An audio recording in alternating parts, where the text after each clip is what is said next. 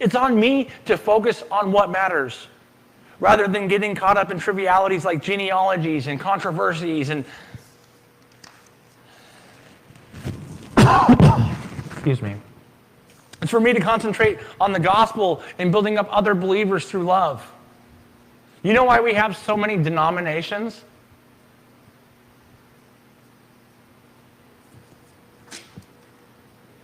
Because they didn't know that it was more important to focus on God's love than getting caught up in trivialities like genealogies and controversies and what this means and what that means. The core of the word is that God came in the flesh, died for you on a cross because we couldn't pay the price, rose again, conquered death, so that at the end of this, I can go and stand before the creator of the universe and have eternity with him. All of the other stuff that everybody wants to argue about and fight about and cause denominationalism and cause separatism and harden their heart toward, that's all worldly junk. It's all a trap set by the enemy to get us to be divided. Set by the enemy to get the world to hate us because if you go out and you share the love of God, or you go out and share the comfort of God, you go out gentle, and you go out peaceful, and you be the peacemakers that you're called to be, that's going to soften those hearts with patience. That's going to soften those hearts with us enduring through the times. That's going to soften those hearts as we go out and share the word of God, not just in word, but in action. We need to concentrate on the gospel while building up believers through love. We need to focus on what matters. What else matters is striving for unity as prayed for by Jesus in John 17.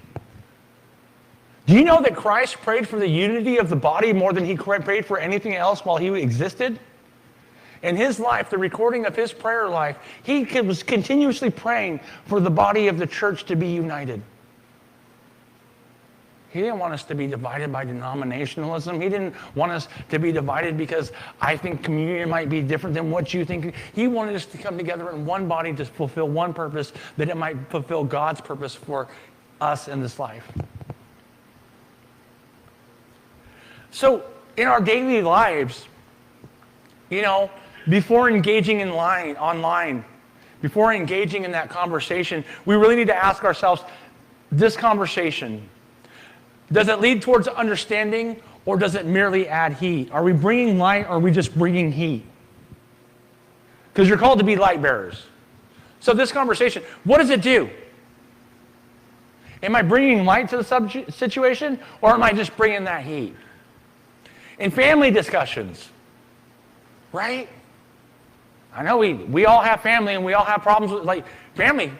Things happen. Conversations turn into arguments. Things happen. Choose the battles wisely, because not every disagreement needs to be a debate. Some people will choose to die on a hill that's not worth dying on.